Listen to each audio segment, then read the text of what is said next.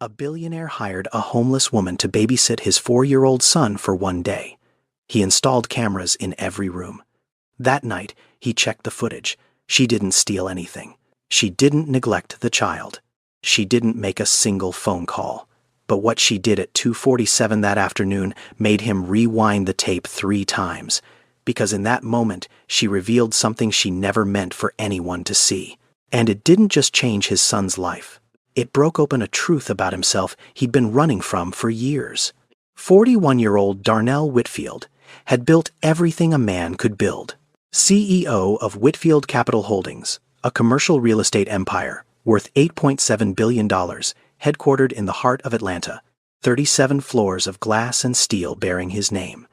A penthouse on the 47th floor of a building he owned outright, with a view that stretched from Midtown to Stone Mountain on a clear day.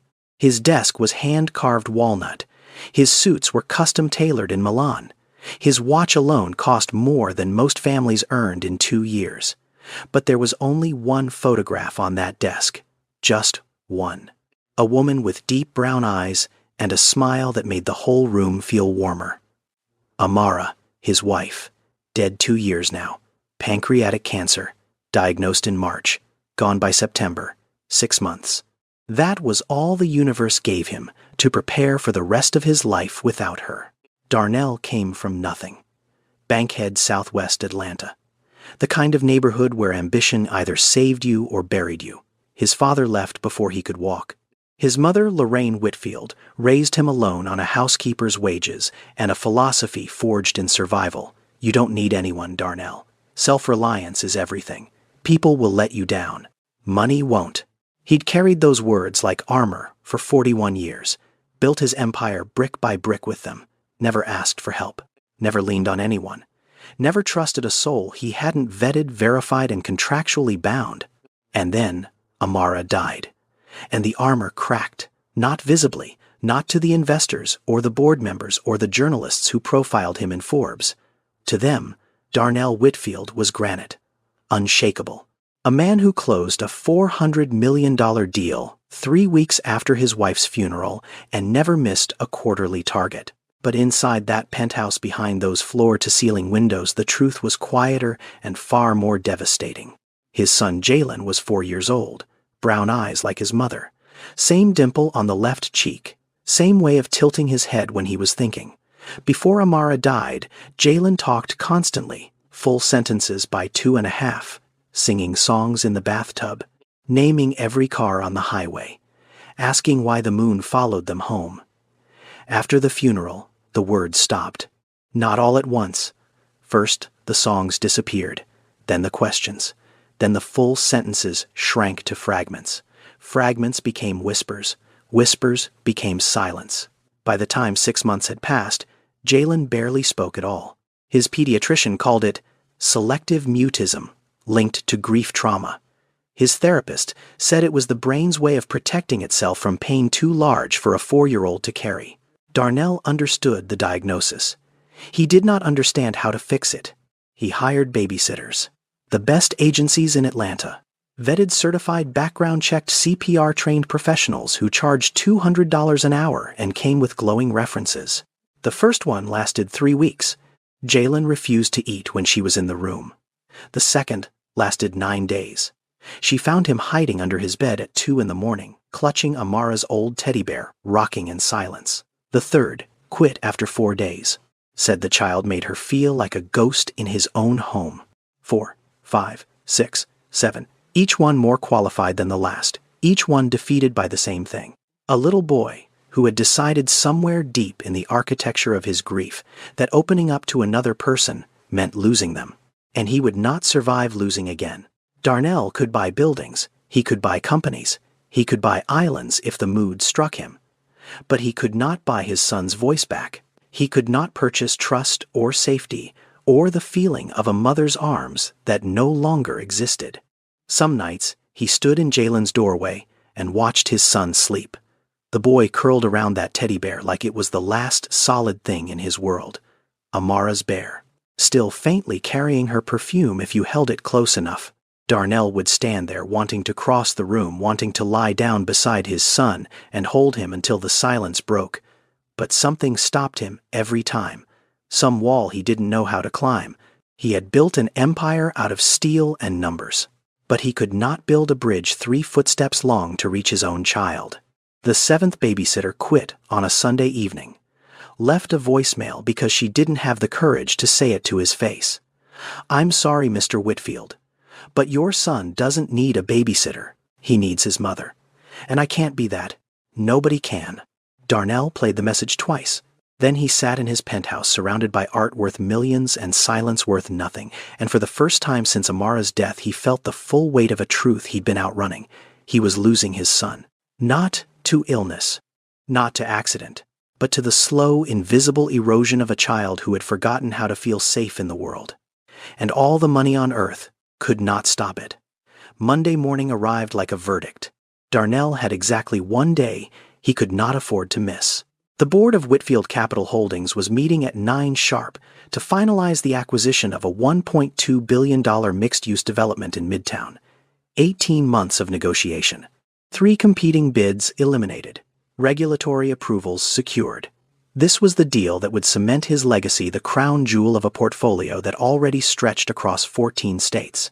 His presence was not optional. His CFO had made that abundantly clear in 4 separate emails and 2 increasingly urgent phone calls over the weekend. But the 7th babysitter was gone. And Jalen could not be alone. Darnell called Premier Nannies of Atlanta at 6:45 in the morning. The line rang 3 times before a woman answered, her voice carrying the careful politeness of someone about to deliver bad news. "Mr. Whitfield, I'm going to be honest with you. 7 caregivers in 7 months. That's a file no agency wants to touch. I can't send another person into that situation without more information. Without a behavioral assessment, without a transition plan." He tried 2 more agencies. Same answer, different words, same wall. His mother, Lorraine, was in Detroit visiting her sister. A 4-hour flight at best. Even if she left immediately, she wouldn't land until noon. Too late, far too late. At 7:02, with the clock grinding toward a meeting he could not miss and a child he could not leave, Darnell made one last call. Dr. Tanya Webb, Jalen's pediatrician. Not for a medical appointment, for help, for an answer, for anything. Dr. Webb picked up on the second ring. She listened without interrupting. Then she said something Darnell had never heard from any of the specialists, therapists, or child care professionals he'd consulted over the past 7 months. Darnell's selective mutism in bereaved children isn't a choice. It's not defiance. It's not stubbornness. It's the brain's emergency shutdown. When a child loses their primary attachment figure, especially before age 5, the nervous system goes into a protective mode. Speech requires vulnerability. It requires trust that the world is safe enough to put your voice into. Jalen's brain has decided the world is not safe, so it locked the door. She paused. And here's what none of those agencies understand. Jalen doesn't need the most qualified person. He needs the safest person. Someone who won't push. Someone who won't perform. Someone whose presence feels like permission, not pressure. Sometimes, Darnell, that person comes from the last place you'd expect. He thanked her, hung up, sat in the silence of his kitchen where Amara used to sing while she cooked, where Jalen used to dance on the tile floor in his socks. Now the kitchen was spotless. Professional cleaners twice a week, every surface gleaming, and completely unbearably empty. He looked through the doorway into the playroom. Jalen sat cross-legged on the hardwood floor. Amara's teddy bear locked in his arms, his eyes open but focused on nothing. No sound, no movement. Just a 4-year-old boy holding on to the only thing that still smelled like the person who made the world make sense. Darnell grabbed his keys. Whatever he was about to do, he had to do it now. 7:15 in the morning, Darnell pulled his black Maybach into a gas station on the corner of Donald Lee Hollowell Parkway, 3 blocks from where he grew up. Bankhead. The neighborhood that raised him before money rewrote his address. He hadn't stopped here in years, maybe longer, the kind of place his driver usually bypassed without a second thought on the way to the airport. But today, he was driving himself. Jalen sat in the back seat, strapped into a car seat that cost $600 and looked like it belonged in a spacecraft. The boy stared out the window, silent, hands resting on the teddy bear in his lap. Not crying, not fussing, just absent. Like a passenger on a train who'd stopped caring about the destination. Darnell went inside for coffee. Black. No sugar. The kind of coffee you drink not because you enjoy it, but because you need your hands to stop shaking. When he stepped back outside, he saw her. She was sitting on the concrete steps beside the entrance. A woman, maybe early 30s, lean frame not from fitness, but from the kind of hunger that files down a body over months. Her clothes were worn but clean, deliberately clean. The kind of clean that takes effort when you don't have a washing machine, when you hand scrub fabric in a shelter bathroom at 5 in the morning because dignity is the last thing you own and you refuse to let it go. Her hair was pulled back tight, neat, controlled, like she was holding herself together from the outside in. But it was the book that stopped him. She was reading, not a phone, not a magazine someone left on a bus, an actual book, paperback. Dog-eared pages, cracked spine from rereading. The cover was faded, but Darnell could still make out the title. The Whole Brain Child by Daniel Siegel. He knew that book. Dr. Webb had recommended it months ago. It was sitting unread on his nightstand, still in the Amazon packaging, buried under merger documents and earnings reports. And here was a woman with no home, no job, no visible possessions beyond a backpack and a plastic bag sitting on a gas station. Step at 7:15 in the morning, reading a book about childhood neuroscience. Reading it like it mattered. Like the words inside were food, and she was starving for them. Something snagged in Darnell's chest. A thread he couldn't name, pulling at something he couldn't see. He stopped walking, coffee in hand, 3 feet from his car, and did something entirely out of character for a man who had spent 41 years keeping strangers at arm's length. Good book. She looked up. No startle, no performance. Just steady brown eyes, meeting his, with the kind of calm that comes from having already survived the worst thing you can imagine. Depends. You got kids. I do. A son, 4 years old. She studied him for a half second. Then her gaze drifted past his shoulder through the tinted rear window of the Maybach and landed on Jalen. She looked at the boy for maybe 3 seconds. 4 at most. Her expression didn't change. But something shifted in her eyes. A recognition. The kind that doesn't come from textbooks. That boy is sad, she said quietly. Not a question, a statement, delivered with the certainty of someone who recognized sorrow because she carried her own. Darnell felt the words land in his ribs like a fist. Because she was right. Every specialist had used softer language, processing, adjusting, working through stages. Every babysitter had smiled and said he'll come around, just give it time. But nobody not once in 7 months had looked at Jalen and simply named the truth that was sitting right there on the surface of that child's face. That boy is sad. 3 words. And they cut through every layer of money and protocol and professional distance like a blade through paper. Darnell stood on the asphalt coffee, going cold in his hand, staring at a homeless woman who had just done in 3 seconds what 7 certified caregivers had failed to do in 7 months. She had seen his son, not assessed him, not diagnosed him, seen him, and something in Darnell, something he thought Amara had taken with her when she died, flickered back to life. He sat in the Maybach for 90 seconds, engine idling, hands on the steering wheel, brain at war with itself. The logical side, the side his mother had built, the side that closed billion-dollar deals and never made a move without a contingency plan, that side was screaming. She's a stranger. She's homeless. You know nothing about her. No background check. No references. No license. No credentials. This is reckless. This is irresponsible. This is everything you taught yourself never to do. But the other side. Amara's side. The side that believed in things you couldn't quantify on a spreadsheet. That side whispered something quieter.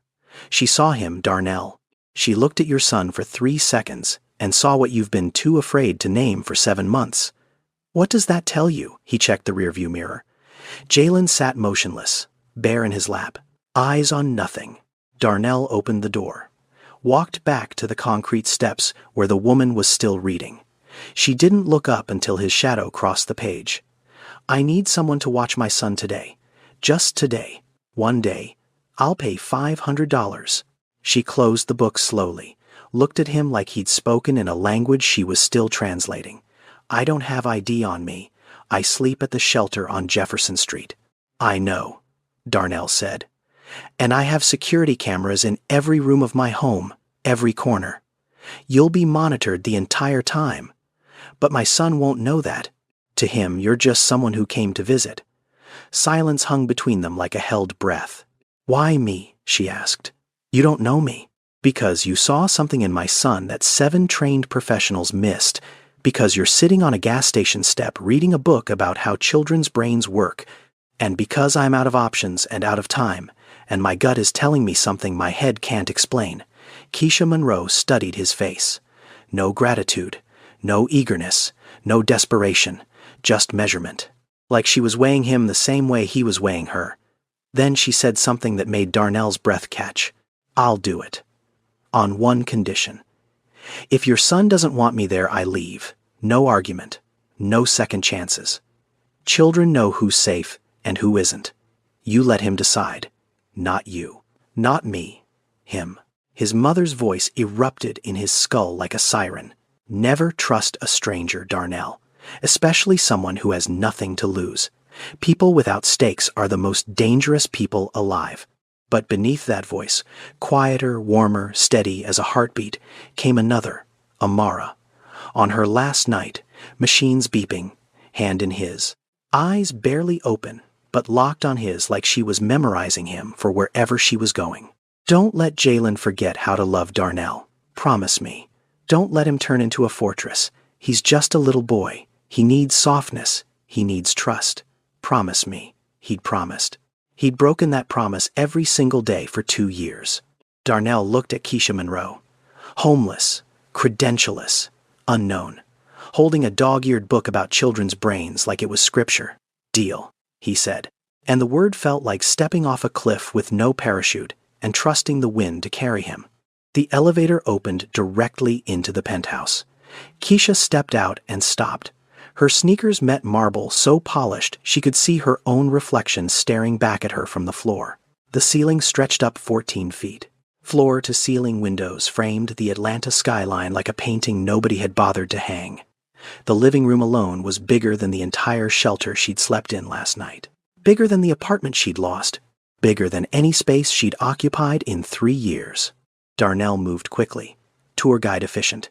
Kitchen's through there. Fridge is stocked. Help yourself to anything. Playroom is down the hall on the left. Jalen's bedroom is the second door. Bathroom across from it, he pointed. He listed. He rattled off information like a man who was already late because he was. Jalen sat on the playroom floor, cross-legged, teddy bear in his arms. He didn't look up when they entered. Didn't flinch. Didn't acknowledge that a stranger had just walked into his world. He simply existed in his corner, like a small island, surrounded by an ocean of hardwood and silence. Darnell knelt down. Hey, buddy, this is Miss Keisha. She's going to hang out with you today while Daddy goes to work. Okay, nothing. Not a blink. Not a nod. Just the bear held tighter. Darnell looked at Keisha. She saw it in his eyes. The apology. The shame. The quiet terror of a father who didn't know how to reach his own son. He'll be fine, Keisha said. Go. Darnell hesitated for one more second. Then he left. The front door clicked shut. The elevator hummed. And then it was just Keisha and a 4-year-old boy in a penthouse that cost more than she would earn in 10 lifetimes. She didn't walk toward him. She didn't crouch down and introduce herself with a bright voice and a big smile the way every babysitter before her probably had. She didn't pull out a toy or suggest a game or ask him what he wanted to do. She did none of that. Instead, Keisha walked to the opposite corner of the playroom. About 10 steps away from Jalen, she sat down on the floor, cross-legged, mirror image of the boy without meaning to be. She reached into her bag, pulled out her book, the same battered paperback she'd been reading at the gas station, and opened it to a dog-eared page, and she read. No words, no eye contact, no pressure, just presence. Quiet, steady, unthreatening presence. Like a tree planted at the edge of a field, not moving toward anything, not demanding anything, just there. The penthouse was silent, except for the hum of the climate control system and the occasional creak of the building settling 47 stories above the earth. Keisha turned pages. Jalen held his bear. Neither looked at the other. Neither moved. 5 minutes. 10. 15. 20. At the 20-minute mark, something shifted. Not a sound. Not a word.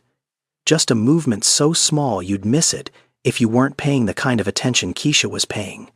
Jalen's eyes moved. A quick sideways glance. Fast. Furtive. Like a deer checking whether the figure at the edge of the clearing was dangerous.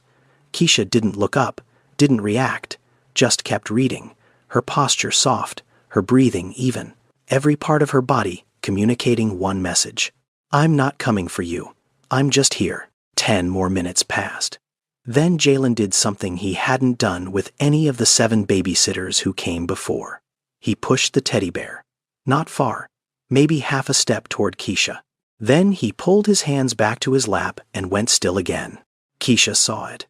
Of course she saw it, but she didn't react, didn't reach for the bear, didn't smile, didn't say, "Oh, what a cute bear." She just turned another page. Calm, patient. As if she had nowhere else on earth to be. And for the first time in 3 years, that was almost true. 5 more minutes. Jalen pushed the bear again, 1 more step closer, then retreated to his spot, testing, measuring, gauging whether this stranger was going to lunge at the opening or respect the distance. Keisha kept reading. And behind the curtain of her book, hidden from the boy's careful eyes, Keisha Monroe smiled. Small, private, the kind of smile that comes from recognizing a pattern you know by heart, because she understood exactly what was happening.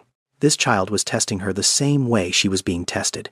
2 trials running on the same clock, a boy deciding whether a stranger was safe, and a man deciding whether a stranger was trustworthy. Same question. Different cameras.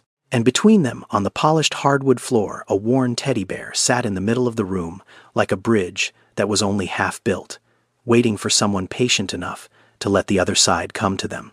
10:30 in the morning. Conference Room B on the 29th floor of the Whitfield Capitol Building in Midtown Atlanta. 12 people around a mahogany table. CFO Roland Drake walking through a projection of revenue forecasts.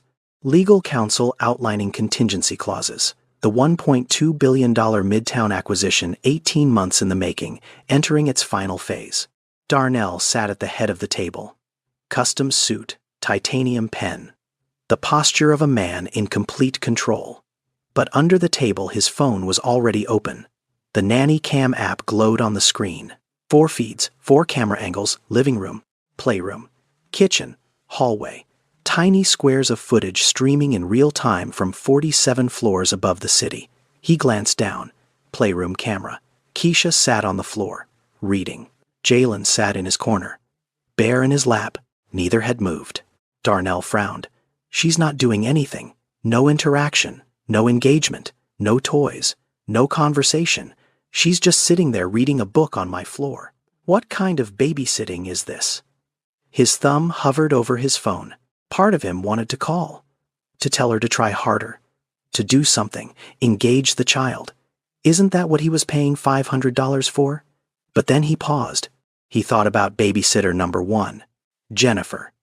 Agency certified. Glowing reviews. She'd arrived with a bag full of activities and a schedule planned to the minute. Jalen hid under his bed within 20 minutes. Babysitter number 3, Diana. Child psychology minor. She'd tried to coax Jalen into conversation with puppets and flashcards.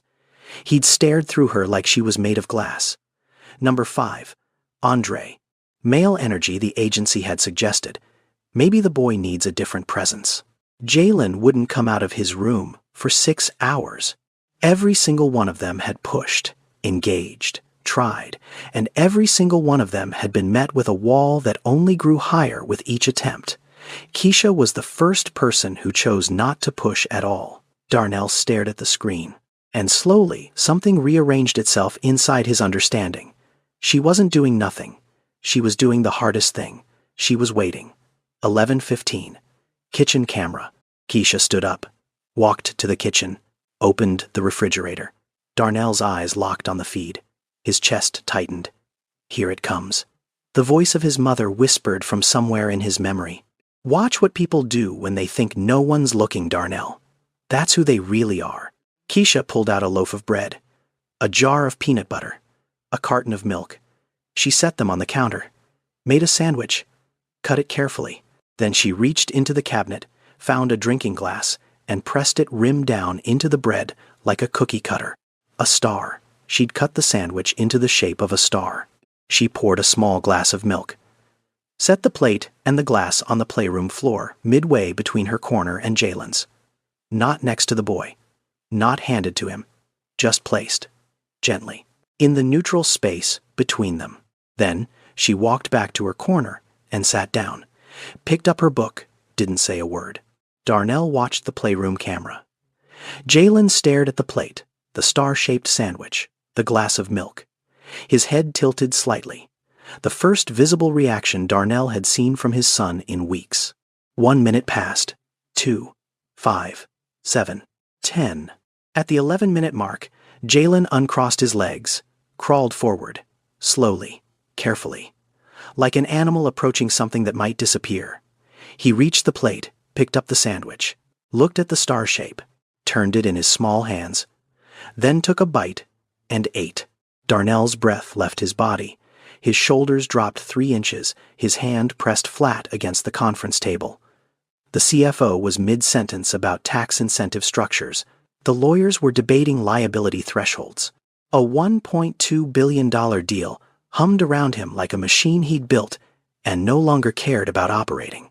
Because on a 4-inch phone screen under a mahogany table his son had just chosen to eat. Not because someone forced him, not because someone begged or bribed or performed. Because a woman he'd known for 3 hours had placed a star-shaped sandwich on the floor and trusted a 4-year-old to come to it on his own terms. 7 babysitters, 7 failures. Exposed in 11 minutes by a homeless woman with a jar of peanut butter and the patience to wait. Darnell locked his phone. Looked up at the room full of executives. Nodded, as if he'd been listening. But inside something had shifted. The deal was worth $1.2 billion. The sandwich was worth more. 12:30 in the afternoon. Kitchen camera. Keisha moved through the kitchen like someone who'd spent years feeding people. Efficient. Deliberate. No wasted motion. She opened the refrigerator and took inventory the way a nurse might check a supply closet. Grilled chicken from a meal prep container. Rice in a glass bowl. Broccoli. Carrots. She heated the chicken and the rice. Steamed the broccoli until it was soft but not mushy. Then she took a knife and cut the chicken into pieces no larger than the tip of her thumb. Small enough for a 4-year-old to chew without risk. Precise, practiced. The kind of cuts that don't come from reading a parenting blog. They come from doing it 1,000 times before. She set the plate in front of Jalen's spot on the playroom floor. Same ritual as before. No announcement. No come eat, sweetie. Just placement. Quiet offering. Then she sat across from him with nothing but a glass of water. Jalen ate. Slowly. Carefully. 1 piece of chicken at a time. Then a spoonful of rice. Then a broccoli floret he inspected for 4 full seconds before biting into it. It was the most food Darnell had seen his son eat voluntarily in months. Keisha sat across from him. Water in her hand. Nothing else. She didn't eat. Darnell noticed it at first, like background noise. She's probably not hungry. She probably ate before she came. Then the thought sharpened. She came from a gas station step in Bankhead at 7:15 in the morning. Where exactly would she have eaten? 1:05 in the afternoon. Jalen was back in the playroom with his bear and a set of wooden blocks he'd pulled from a shelf. Building something, tearing it down. Building again. The closest thing to play Darnell had witnessed in a long time. Keisha stood in the kitchen doorway. She looked both ways, down the hall, back toward the playroom. Then she walked to the refrigerator, opened it. Darnell leaned closer to his phone screen. The shelves were full. Leftovers, fresh fruit, deli meats, yogurt, cheese, containers of soup, a fully stocked refrigerator in a billionaire's penthouse. Enough food to feed a family for a week. And Keisha stood in front of it like a woman standing at the edge of a cliff. She reached in, then stopped. Her hand hung in the air for 2 seconds. 3, 4. Then she pulled it back, closed the door, turned around, pressed her palm flat against her stomach, and Darnell saw it.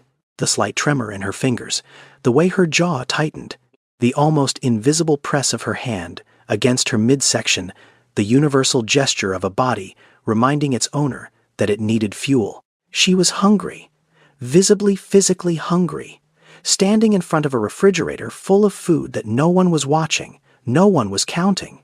No one would have noticed if she'd taken a piece of chicken, a slice of bread, an apple, anything.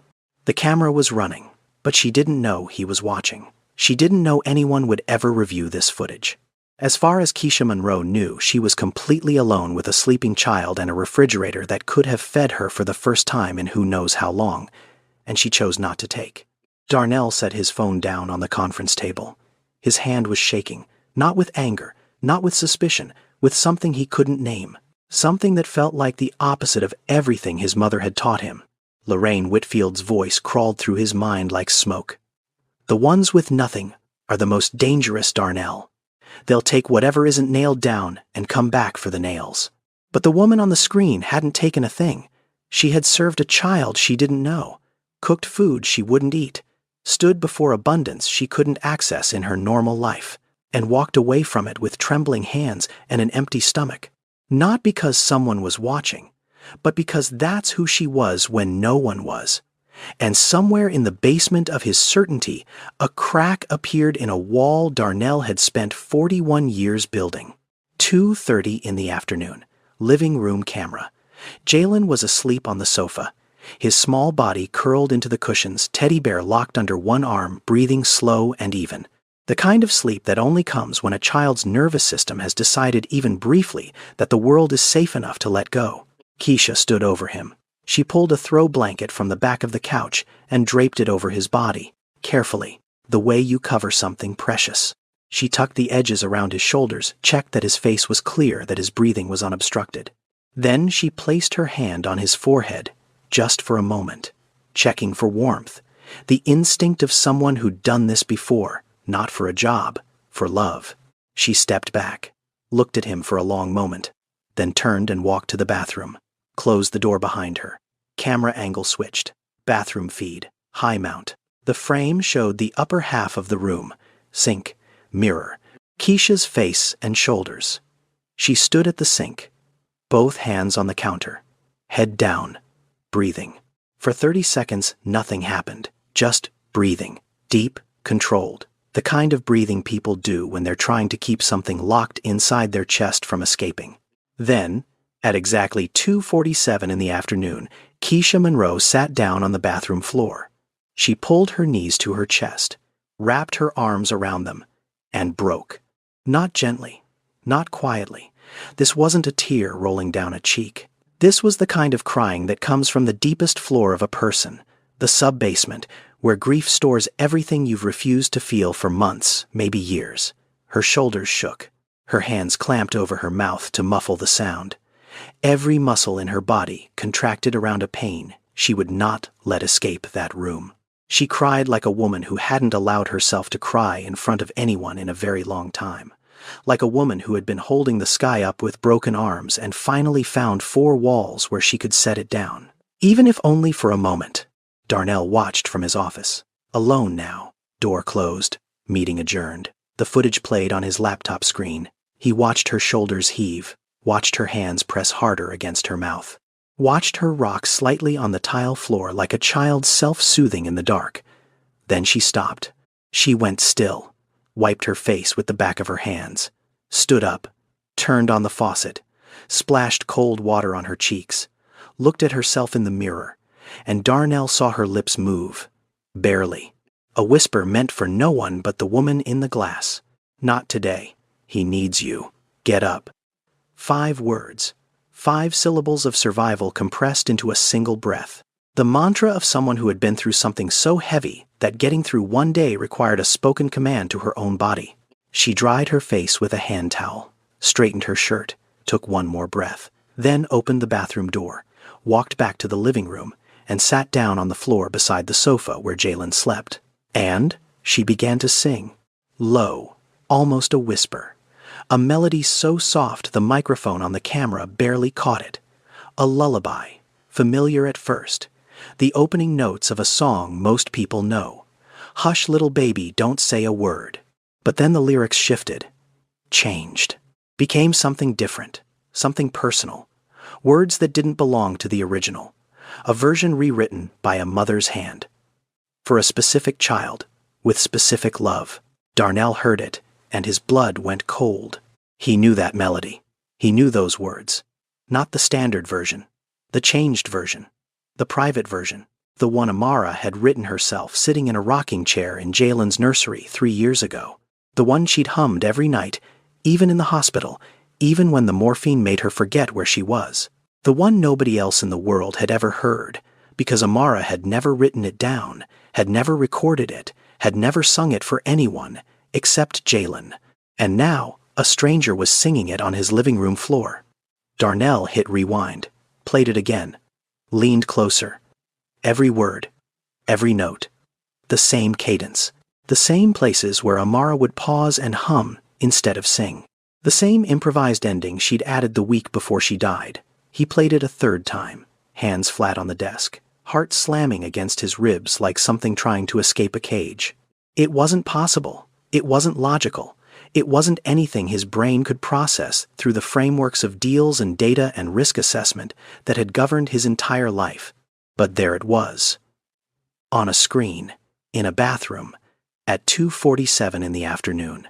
A homeless woman who had cried alone on his bathroom floor commanded herself to keep going and then sat beside his sleeping son and sang his dead wife's lullaby, word for word, note for note, like a prayer passed between two women who had never met.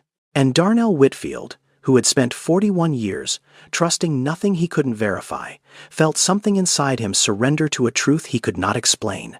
3:30 in the afternoon, playroom camera. Jalen's eyes opened slowly, the kind of waking that happens in layers. First the eyelids, then the fingers curling tighter around the teddy bear. Then, a small shift of the body rolling from his side to his back on the sofa cushion. The blanket Keisha had tucked around him was still in place, every edge neat, every fold intentional. Keisha was sitting on the floor near the hallway. Not reading this time, she was folding laundry. A small pile of Jalen's clothes she'd found in a basket near the dryer. T-shirts, tiny socks, a pair of pajamas with rockets on them. Nobody had asked her to do this.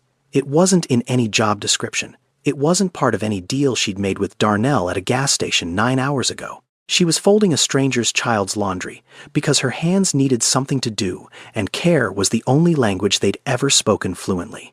Jalen sat up, looked around the room, found Keisha, and did something none of the cameras had recorded before that day. He got off the sofa and moved toward her. Not fast, not eager, but deliberate. A slow crawl across the hardwood floor, bare in one arm, his body closing the distance that had existed between them since morning. He stopped about 2 feet away, the closest he'd been to her all day. Close enough to touch if either of them reached out. Neither did. Keisha kept folding. Calm, steady. Her hands moving through the motions like a metronome. She didn't look up, didn't say, "Oh, you're awake," didn't shift her body toward him or open her posture in invitation. She simply continued to exist in his proximity and let him decide what happened next. Jalen watched her hands for a long time, the way she smoothed each crease, the way she paired the small socks together, the careful, patient rhythm of someone who treated even the smallest task like it mattered. Then, he did something that made Darnell, watching from his office 47 floors below, lean so far forward his chair nearly tipped. Jalen lifted the teddy bear, Amara's bear, the one he hadn't let go of for 8 months, the one he slept with, ate beside, carried to every room like an oxygen tank, the last physical connection to a mother who existed now only in photographs and fading perfume and the silence where her voice used to be. He placed it in Keisha's lap. Keisha's hands stopped moving, a folded shirt suspended in midair. She looked down at the bear, sitting in the valley of her crossed legs. Worn brown fur, one eye slightly loose, a faded ribbon around its neck that had once been red.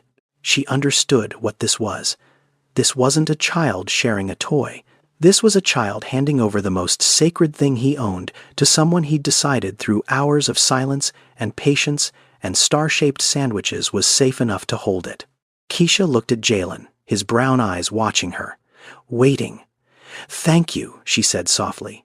"That's all. 2 words, no performance, no exaggerated reaction. Just acknowledgement, just respect for the weight of what he'd just done." Jalen opened his mouth, and Darnell's hand gripped the edge of his desk. "Mama," 1 word, spoken like a stone dropped into still water, quiet, heavy, rippling outward in every direction.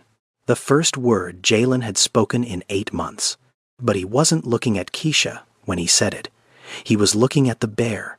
His eyes locked on that worn brown fur, and what Darnell saw on his son's face wasn't confusion. It was memory. The bear had unlocked something, placing it in another woman's lap, in a lap that was warm and present, and sitting on the floor, the way his mother used to sit, had opened a door in Jalen's mind that grief had sealed shut. He wasn't calling Keisha Mama. He was remembering his. And Keisha knew it. She didn't correct him. Didn't say, "I'm not your mama, sweetie."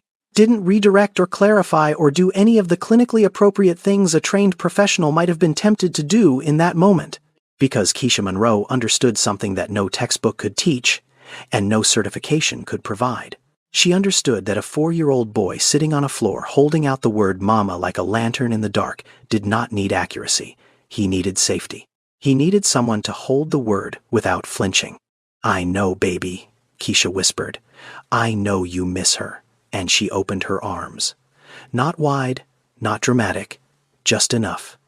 An invitation, not a demand. The way you hold open a door for someone and let them choose whether to walk through. Jalen crawled into her lap, curled against her chest, and cried. Not silent tears. Not the muted internal grief he'd been carrying like a backpack full of stones for 8 months. This was sound. This was a 4-year-old boy, finally allowing his body to make the noise that matched the pain. A wail that started in his belly and rose through his chest and broke open in the air of a penthouse that had been drowning in silence for 2 years. Keisha held him, both arms. The bear pressed between them, and she cried too. Not for herself, though she had every reason. Not for her own loss, though it lived in her bones every second of every day. She cried because she recognized this sound. She knew it like her own heartbeat. The sound of a child grieving someone they cannot get back. She'd heard it in her own chest every night for 3 years. And hearing it from this boy, this small stranger who had chosen her lap as the place to finally break, cracked open something in Keisha that she thought had calcified beyond repair. In child psychology, there's a concept called earned secure attachment. It means the moment a child allows themselves to feel pain in the presence of another person. Not because the person fixed anything, not because the person performed comfort or offered solutions, but because the person was simply there, consistent, unthreatening, patient enough to let the child come to them on their own terms. Keisha hadn't done anything extraordinary that day. She'd read a book, made a sandwich, folded laundry, waited. And in that waiting, she'd given a 4-year-old boy the rarest thing in his world. Permission to hurt out loud. Darnell watched from his office, tears running down his face. His son's voice, the voice he hadn't heard in 8 months, filling the room through a laptop speaker. 1 word, Mama. And then, the sound of crying. The most beautiful, devastating, necessary sound he'd ever heard. If this moment is breaking your heart the way it broke mine, take a second to subscribe. Now let's find out who Keisha Monroe really is. Darnell picked up his phone, called his executive assistant Vanessa before the tears on his face had dried. "I need you to find everything you can on a woman named Keisha Monroe, 33 years old, currently staying at the shelter on Jefferson Street. Everything, Vanessa. Employment, history, education, family records, everything." Silence on the other end. Then, carefully. "Do you want me to contact the police? Mr. Whitfield? Did something happen?" "No." Darnell's voice was steady, but the edges were frayed. "Nothing happened. I just need to understand something." 2 hours later, Vanessa sent a file to his encrypted email. 7 pages. public records, employment verification, academic transcripts. A newspaper clipping from the Atlanta Journal-Constitution dated 3 years prior. Darnell opened it in his office. Door closed. Camera feed still running on the second monitor. He read the first page, and his breath stopped.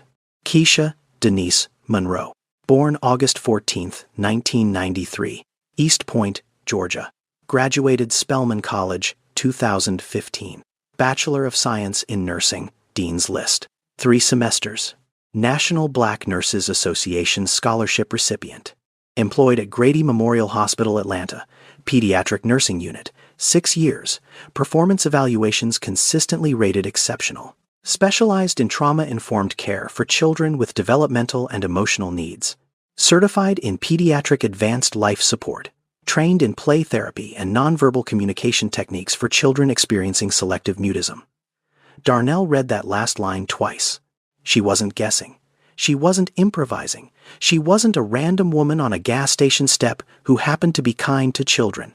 She was a trained pediatric nurse who had spent 6 years caring for kids exactly like Jalen.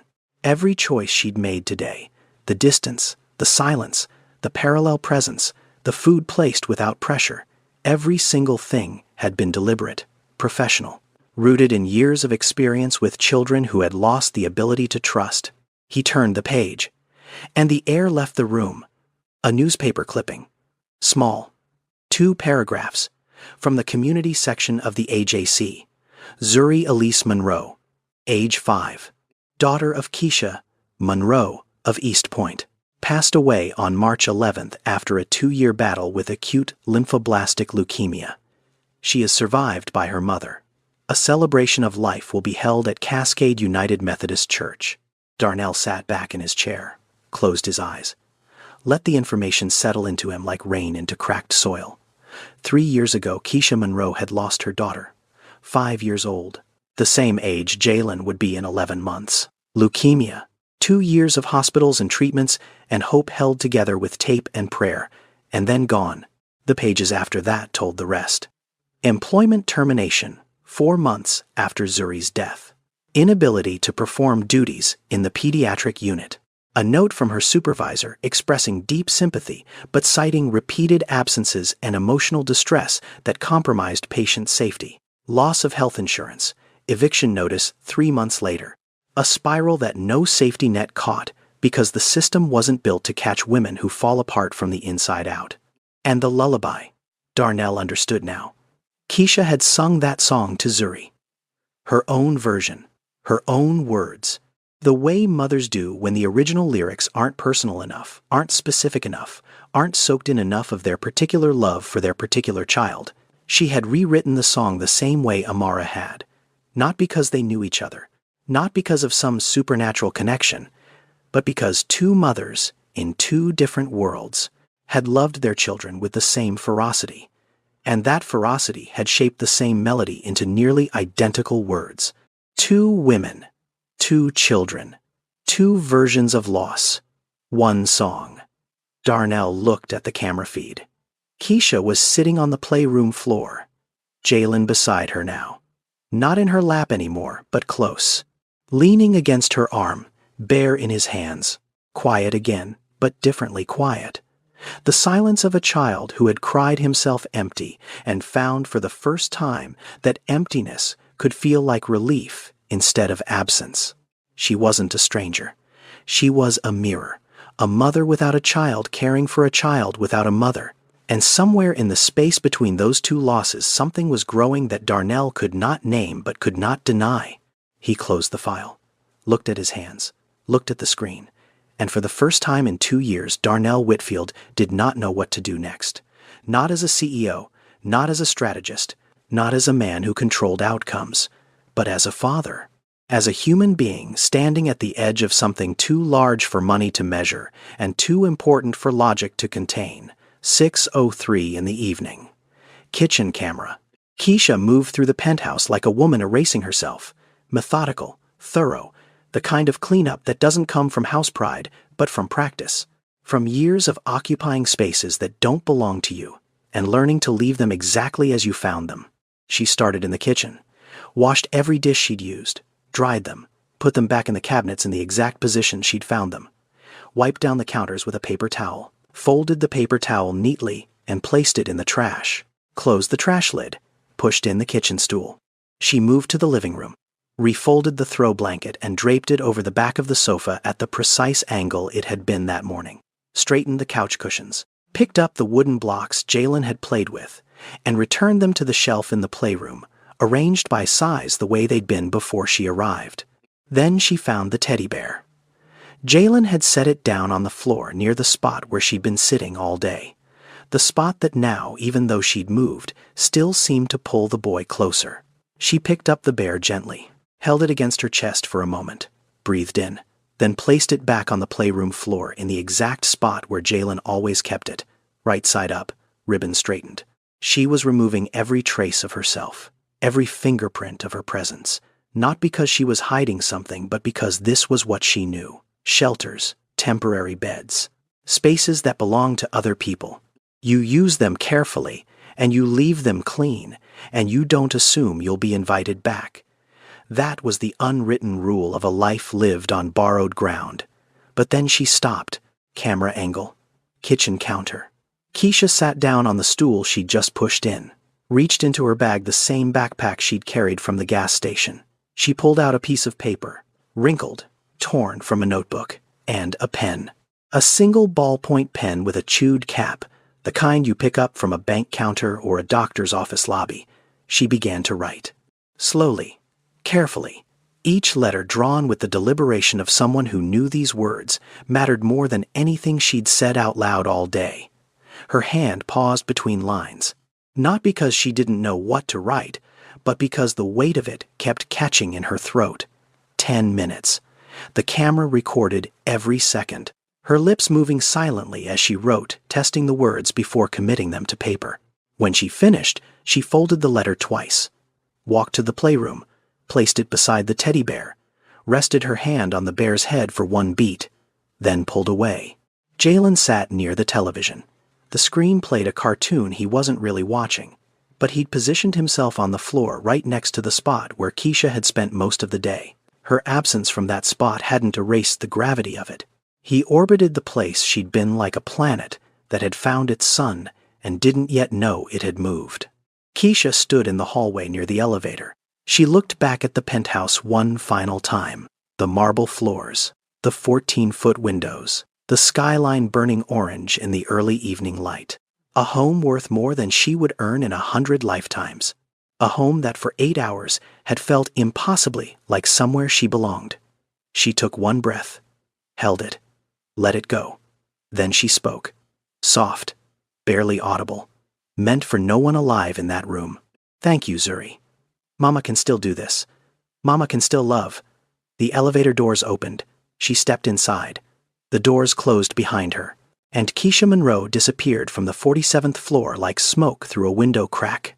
No goodbye, no payment collected, no forwarding address, just a folded letter, a clean kitchen, and a 4-year-old boy who had spoken for the first time in 8 months because a stranger sat on his floor and waited. The $500 Darnell had left on the hall table sat untouched. Crisp bills fanned out exactly the way he'd placed them that morning. She hadn't taken a cent. 6:45 in the evening. The elevator opened into the penthouse, and Darnell stepped out. The first thing he noticed was the silence, but it was a different silence now, not the oppressive, suffocating quiet that had lived in this apartment since Amara died. Something had shifted. The air itself felt lighter, like a room that had been holding its breath all day and finally exhaled. Jalen sat on the playroom floor, bear in his arms. But the way he held it had changed. Before today, the boy clutched that bear like a life raft. Rigid, desperate. White-knuckled grip on something he was terrified of losing. Now, he held it softly, against his chest. The way you hold something you love, rather than something you're afraid will disappear. Keisha was gone. Darnell knew it before he looked. The apartment was too still, too clean, too restored. He walked to the hallway table. The $500 sat there untouched. 5 crisp $100 bills. Every one of them exactly where he'd placed them at 7:45 that morning. She'd spent 11 hours in his home, fed his son, folded his laundry, sat on his floor for hours without complaint, cried alone in his bathroom, sang a lullaby that shouldn't have existed, and left without taking a single dollar. His mother's voice tried to surface, tried to say something about strategy, about playing the long game, about people who refuse money now to take more later. But the voice was thin, weak, a candle flame in a windstorm. Darnell saw the letter. It sat beside the teddy bear on the playroom floor. A piece of notebook paper, folded twice, slightly wrinkled at the edges. He picked it up. His hands were already unsteady. He unfolded it. The handwriting was neat, but not perfect. Careful but trembling at the edges, the way handwriting looks when someone is trying very hard to hold themselves together while putting something important into words. Dear Jalen, you do not know me, and that is okay. But I want you to know something. Your mama is still here. She is in every breath you take. She is in every tear you cry. She is in that bear she gave you, in the way it smells, if you hold it close enough, in the way it feels against your cheek when you sleep. I know what it is like to miss someone so much your body forgets how to work. My little girl Zuri left me 3 years ago. She was 5. She had eyes like yours. She used to hold her stuffed bunny the same way you hold that bear. Some days I still forget how to breathe. Some mornings I wake up and reach for her before I remember she is gone. But today, sitting with you, I remembered something I had been trying so hard to forget. Love does not leave. It just changes shape. It becomes the air you cannot see but always breathe. It becomes the warmth you feel when no one is holding you. It becomes the voice in your head that says you are going to be okay, even when everything says you are not. Your mama did not leave you, baby. She could never leave you. She just moved from the outside to the inside, and she is in there, right behind your heartbeat, waiting for you to be ready to hear her again. Be brave, little one. You are not alone. You never were, Miss Keisha. Darnell set the letter down on the floor. His hands were shaking. Not the controlled tremor of a man suppressing emotion in a boardroom. This was different. This was the shaking of a man whose entire operating system had just been rewritten by a piece of notebook paper and a ballpoint pen from a bank lobby. He looked at Jalen. His son looked back at him. Brown eyes. Amara's eyes. Clear, present, not empty. Not absent. Here. Darnell did something he had not done once in the 2 years since his wife died. He sat down on the floor. Not on the couch. Not in the armchair. Not at the kitchen counter with his phone and his emails and his deals. On the floor, cross-legged, 3 feet from his son. Exactly the way Keisha had sat that morning. Same position. Same distance. Same silence. He didn't reach for Jalen. Didn't pull him close. Didn't say I love you, or it's going to be okay, or any of the phrases he'd been throwing at this child for months, like keys at a lock that none of them fit. He just sat, present, still, available. The way a woman he'd known for 12 hours had taught him without saying a single word. Jalen looked at him, at his father, sitting on the floor for the first time, down at his level, beneath the desk and the deals and the empire. Just a man, just a dad, sitting on the floor with his son. And Jalen spoke his second word of the day. Dada. Soft. Almost a whisper. But it landed in Darnell's chest like a thunderclap. Like a door opening after 2 years of knocking. Like the first drop of rain after a drought so long you forgot what water sounded like. Darnell Whitfield, CEO of an $8.7 billion empire, a man who had closed deals with heads of state and never flinched, broke apart on his playroom floor, shoulders shaking. Tears falling onto the polished hardwood, his hand reaching out, trembling and resting on his son's small knee. The first voluntary contact between them in months. Jalen didn't pull away. He looked at his father's hand, looked at the tears, and slowly, with the careful deliberation of a child deciding to trust the world one more time, he placed his own hand on top of his father's, 2 hands. One large, one impossibly small, resting on a 4-year-old's knee on the floor of a penthouse that had finally, for the first time since Amara left, begun to feel like a home. And between them, Amara's teddy bear, and beside it, a folded letter from a woman who had nothing left in the world except the ability to love, and had given it freely, without being asked, without being paid, without even staying long enough to see what it had done. 7:23 the next morning. Darnell pulled his Maybach into the gravel lot behind the Jefferson Street shelter. No driver, no assistant, no Vanessa with her clipboard and her caution. Just a man in a plain jacket who hadn't slept more than 40 minutes the night before. The shelter was a converted church fellowship hall. Cinder block walls painted beige a decade ago. Metal cots visible through cloudy windows. A hand-painted sign near the entrance read Capacity 64. Below it, someone had taped a piece of paper. Currently full. Waitlist open. Keisha sat on the front steps. Same backpack. Same posture. Same book in her hands. The whole brainchild. Its spine cracked deeper than yesterday.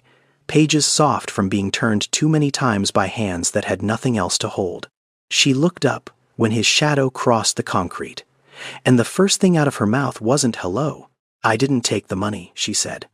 Her voice was steady, but her eyes were already building walls. "I want you to know that. I didn't come to your home for money. I came because you asked, and your son needed someone, and I could help. That's all."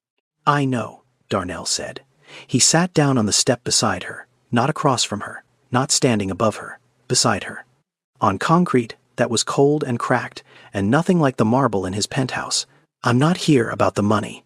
"Then why are you here?" "Because of the letter." Keisha went still. Her fingers tightened on the book's cover.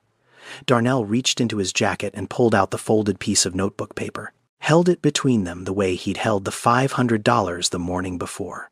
But this time the gesture meant something entirely different. "You wrote that love doesn't leave, that it just changes shape." He paused. "I need to know how you know that. Not from a book, not from a theory. How do you know that?" Silence. The shelter door opened behind them, and a woman in scrubs walked out heading to a night shift somewhere. Traffic passed on Jefferson Street. A pigeon landed on the railing and left again. Keisha closed the book, set it on the step beside her, and began to speak. "I grew up in East Point, 4 miles from where you found me yesterday. My mama raised 3 of us by herself. Daddy was gone before I turned 2. She worked 2 jobs. Housekeeping at the airport hotel during the day, stocking shelves at a grocery store at night. I was the oldest. I was watching my brother and sister by the time I was 9, cooking dinner, checking homework, braiding my sister's hair for school." She looked at her hands. "That's where I learned. Not from school, not from a degree, from being 9 years old and responsible for people smaller than me, who needed someone to make the world feel safe. I got a scholarship to Spelman. Nursing, graduated 2015. Got hired at Grady Memorial, pediatric unit, 6 years. I loved it.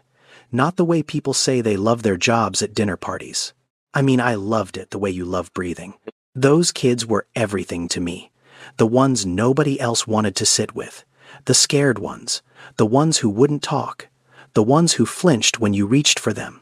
I knew how to be with them because I'd been one of them." Her voice dropped. "And then I had Zuri, my daughter, born healthy, 7 pounds 4 ounces, full head of hair, loudest cry in the delivery room. She was perfect. She was mine. And for 3 years, everything made sense. A pause. Long enough for the traffic to cycle through a red light and back to green. They found it when she was 3. Acute lymphoblastic leukemia. The doctor said the word, and I remember thinking he must be talking about someone else's chart. Someone else's daughter, because my daughter just learned to ride a tricycle last week. My daughter just told me she wants to be a butterfly when she grows up. Not a doctor, not a princess. A butterfly. How does a child who wants to be a butterfly have cancer? 2 years. 2 years of hospitals and treatments, and nights sleeping in a chair next to her bed, listening to machines beep. 2 years of watching my baby fight, something no child should have to fight. She was brave. Mr. Whitfield. Braver than me. She never complained. She just kept asking me to sing to her. The same song every night. Our song. The one I made up for her when she was a newborn because the regular words never felt like enough. Darnell's breath caught. The lullaby, the one the camera had recorded, the one that matched Amara's version note for note. Zuri died on March 11th, 5 years old. I held her the whole time, sang the song until she stopped breathing, and then I kept singing because I didn't know how to stop. The nurses had to take her from me. I wouldn't let go for 45 minutes. They had to pull my hands off her body, and I kept singing into the empty air. Keisha's jaw tightened, eyes dry. The tears had been cried out years ago. What was left was something harder, something forged. After that, I couldn't go back to the pediatric unit. I tried, 3 times. Every time I walked in and saw a sick child, I saw Zuri. I couldn't separate it. My supervisor understood. She gave me time, but time ran out. The hospital had policies, absenteeism, performance standards. They let me go with a letter of sympathy and a box of my things. Insurance ended 30 days later. I couldn't afford Cobra, couldn't afford the apartment without insurance covering my antidepressants. Missed 2 months of rent, eviction, then the shelter, then the wait list, then the street on bad nights.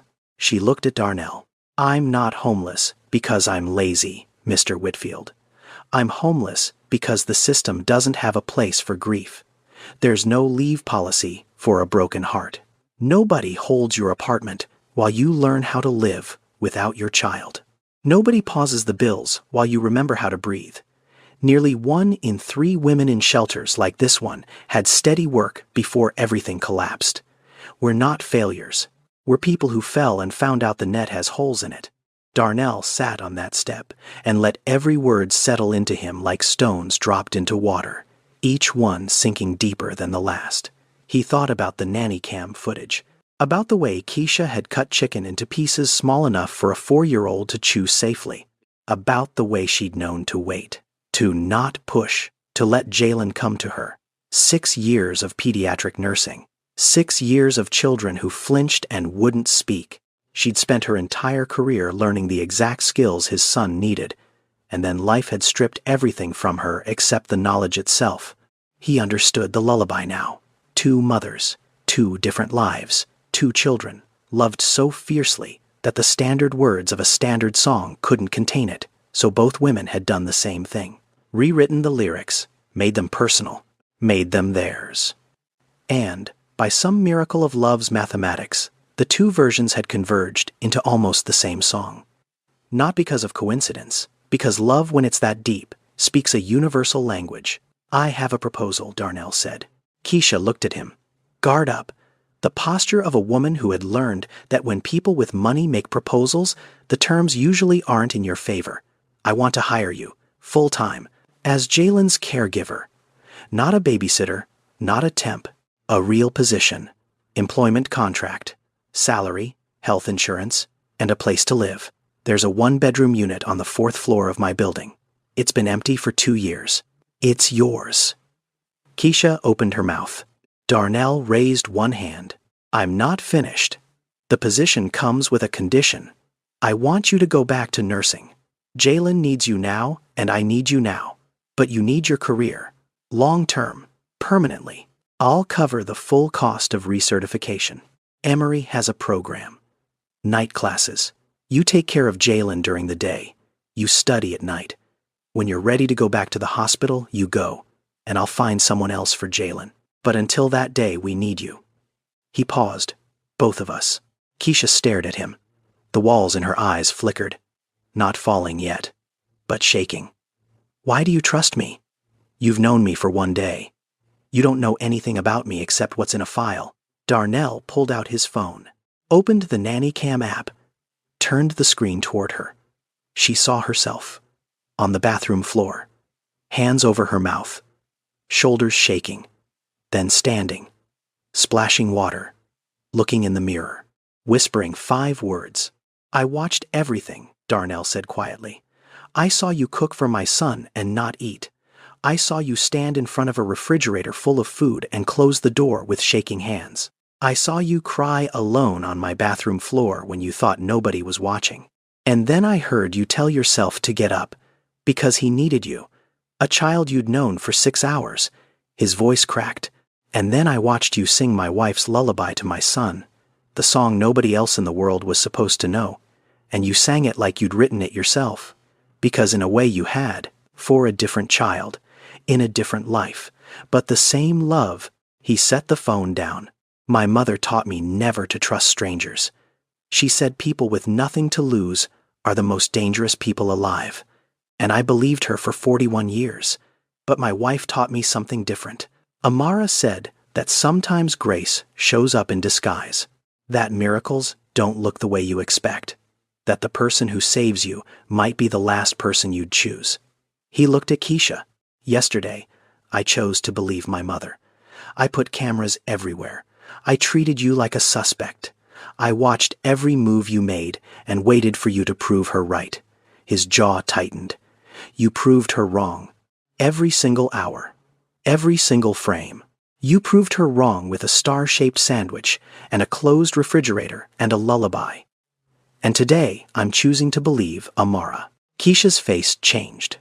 Not dramatically, not a collapse, just a slow dissolution of something she'd been holding rigid for 3 years. The walls in her eyes trembled once more, then cracked, then fell. She cried. Not silently, not behind closed doors, not with her hands clamped over her mouth to keep the sound inside. She cried in front of another human being, on a shelter step, in broad daylight, with traffic passing and pigeons landing and the world doing absolutely nothing to mark the significance of this moment. It was the first time Keisha Monroe had cried in front of anyone since the night she held Zuri's body and wouldn't let go. 3 years of solitary grief, 3 years of bathroom floors and bitten pillows and silent breakdowns in places no one could see. And now, sitting on concrete next to a man she'd met 24 hours ago, she let someone else witness her pain. Darnell didn't touch her, didn't put his arm around her, didn't say it's going to be okay. He sat beside her and let her cry the way she had let Jalen cry, present, still, unhurried. The way someone sits with pain they respect too much to rush. When the tears slowed, Keisha wiped her face with the back of her hand, looked at him, red-eyed, raw, stripped of every defense. Deal Darnell extended his hand, palm open. Keisha looked at it. A hand that signed contracts worth hundreds of millions. A hand that built an empire from a neighborhood 4 miles from where they sat. A hand that was offering not charity, but partnership. Not rescue, but a road. She took it. Her grip was trembling but firm. The handshake of a woman who had been drowning for 3 years and just felt something solid beneath her feet. "Deal," she said. And on a cracked concrete step in front of a shelter on Jefferson Street, 2 people who had both lost everything that mattered made an agreement that would change both of their lives. Not with a contract, not with lawyers. With a handshake and a word and the terrifying, impossible decision to trust. Month 1. Keisha moved into Unit 412. A 1-bedroom on the 4th floor of the same building where Darnell's penthouse occupied the top. Clean, simple, laminate counters. Builder-grade carpet. A window that faced east catching the morning sun. It wasn't luxury, it was stability. And for a woman who'd slept on a metal cot for 11 months, stability felt like a cathedral. She started with Jalen 5 days a week. Same approach as the first day. Quiet presence, patience, no pushing. The playroom floor became their territory. Keisha with her book, Jalen with his bear. The distance between them shrinking a little more each day. Week 2. Jalen said water when he was thirsty, pointed at his cup, then looked at Keisha and spoke the word like he was testing whether the air would accept it. She filled the cup without fanfare. No celebration, no clapping. Just a glass of water handed to a boy who had asked for it with his voice. Week 3. More please. 2 words, strung together. When Keisha poured more milk at breakfast, she wrote it down in a small notebook she kept on the kitchen counter. Week 3. Jalen said more please. Requested food verbally for the first time. Progress. She kept that notebook like a scientist logging data points. Every word, every gesture, every new behavior. Not because anyone asked her to, but because she understood that healing isn't a moment. It's a pattern. And patterns need to be tracked to be trusted. Month 3. Jalen gave Keisha a name. Not Mama, not Miss Keisha, Miss K. He said it on a Tuesday morning. standing in the playroom doorway, bare under one arm, looking at her with those brown eyes that were starting to hold something other than absence. Miss K. Pancakes. 3 words. A name. A request. A sentence. Keisha stood at the stove with her back to him so he wouldn't see the tears running down her face. Pancakes coming right up, she said, voice steady, hands not. She didn't correct him, didn't insist on her full name. Miss K was enough, more than enough.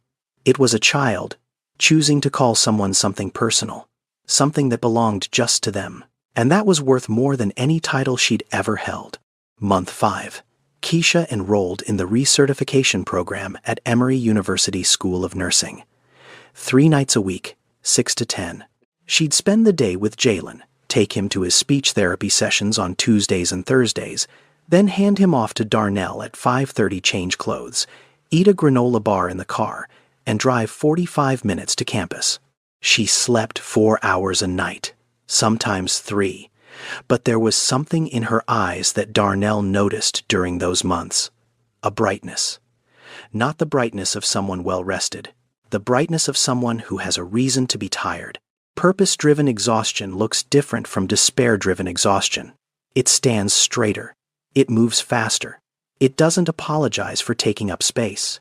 Month 8. A Tuesday afternoon, Darnell's phone rang, Jalen's preschool. He answered expecting a problem. Instead, the teacher, Mrs. Calloway, was laughing. "Mr. Whitfield, I have to tell you what happened today. We were doing show and tell." Jalen stood up in front of the whole class. He held up a drawing of a butterfly. And he said, "Miss K taught me that butterflies start as something small and become something beautiful." And then he sat down like he'd just read a doctoral thesis. Darnell stepped into the hallway outside his office, closed the door, stood there for 5 minutes, hand over his mouth, shoulders shaking. "Miss K taught me that. 5 words. But inside those 5 words was the entire arc of a boy who'd gone from silence to sentences. From a child who wouldn't look at a stranger to a child who stood up in front of a room full of people and spoke about beauty. And he'd credited the woman who taught him that the world was safe enough to open his mouth again. Darnell started coming home for dinner every night. Before Keisha, he'd eaten at his desk. Takeout in styrofoam containers between emails. Meals consumed alone in a penthouse that echoed. Now, he was home by 6, sitting on the floor. Lego towers with Jalen. Spaghetti that Keisha made from a recipe she'd learned from her mother. The 3 of them around a table that had been empty for 2 years. He called his mother on a Sunday evening.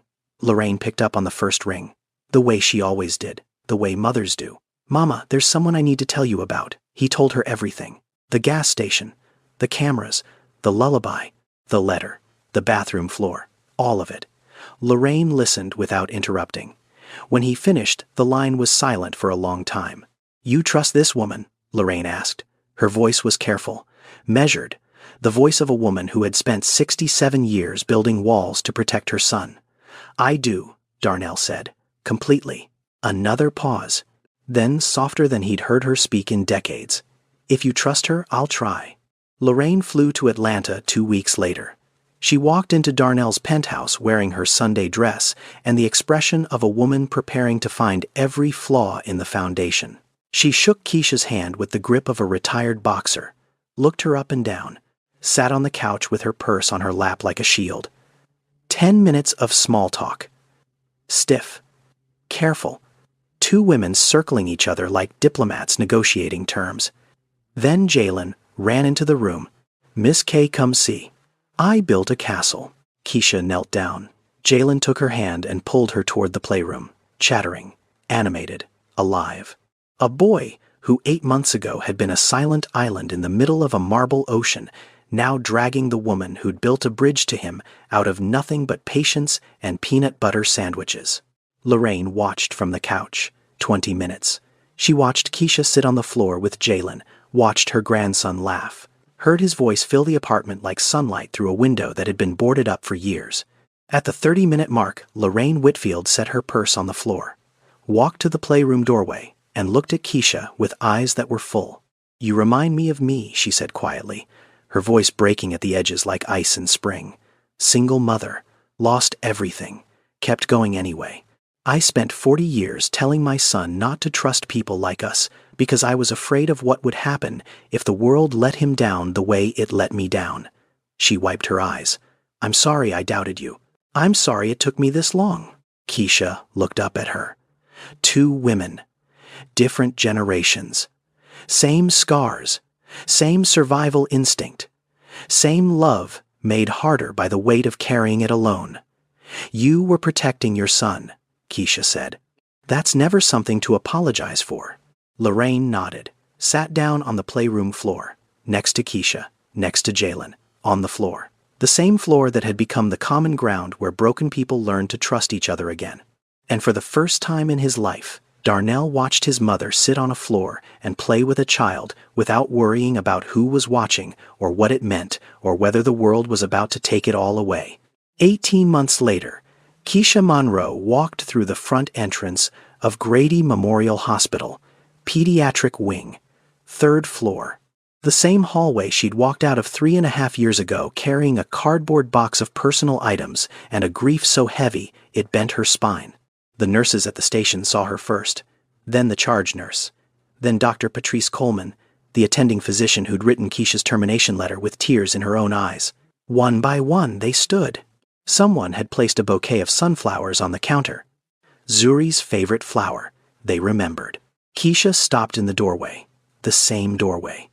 The exact threshold where her old life had ended and her free fall had begun. She looked at the floor, took one breath, then another. The first step across that threshold was muscle memory. The second step was harder.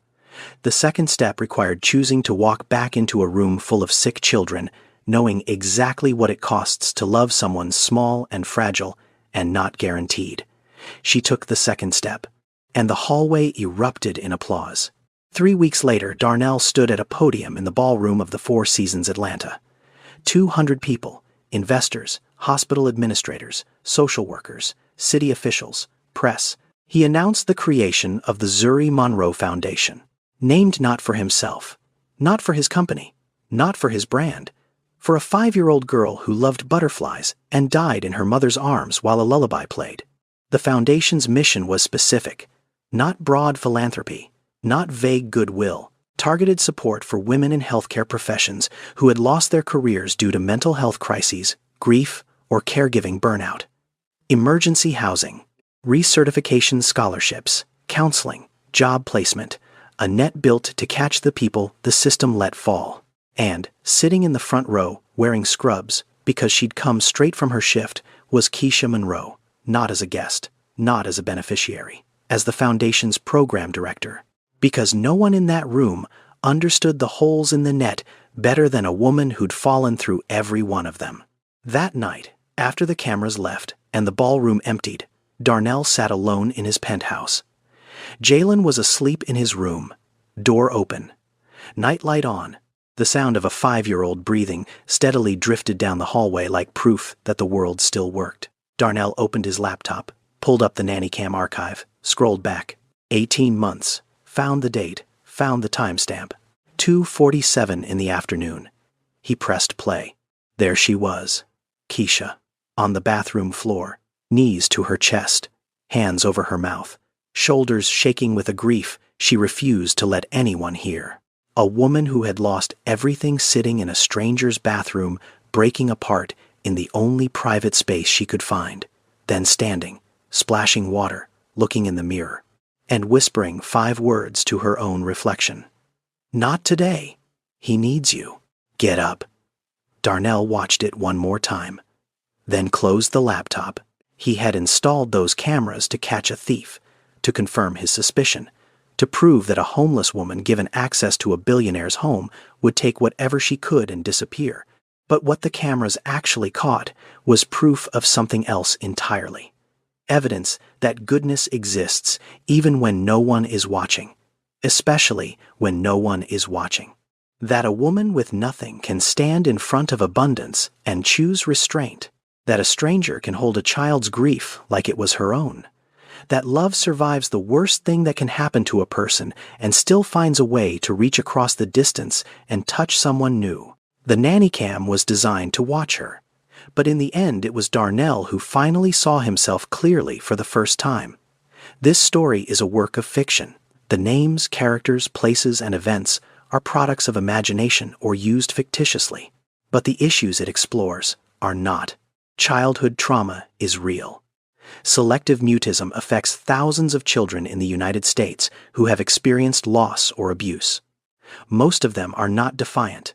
They are not difficult. They are protecting themselves from a world that took something they cannot replace. Homelessness among working women is real. According to the National Alliance to End Homelessness, roughly 1 in 3 women currently living in shelters held steady employment before a medical crisis, a mental health emergency, or a caregiving catastrophe pulled the ground out from under them. They are not lazy. They are not broken. They are people who fell and discovered that the system they paid into their entire working lives does not know how to catch them. When I wrote this story, I thought about the mothers fighting alone in rooms no one sees. I thought about the children sitting in silence because they don't have the words for what they've lost. I thought about the women sleeping in shelters tonight, who have degrees on their walls and resumes that would impress anyone at a dinner table, but who cannot access the life those credentials were supposed to guarantee. Keisha Monroe does not exist, but women like Keisha do. Thousands of them, in every city in America. Nurses, teachers, social workers, caregivers. Women who spent their careers holding other people together, and then had no one to hold them when they fell apart. If this story makes you look at a homeless person on the street differently, even for 1 second, even just long enough to see a face instead of a category, then it did what it was meant to do. If you or someone you know is experiencing homelessness, grief-related job loss, or a mental health crisis, these resources can help. The National Alliance to End Homelessness at endhomelessness.org. The SAMHSA National Helpline at 1-800-662-4357 and 211.org, which connects individuals to local services, including shelter, food, and counseling. Thank you for staying until the end. If this story moved, you share it with someone who needs to hear it today. Subscribe so you don't miss the next one. And remember, kindness counts most when no one is watching.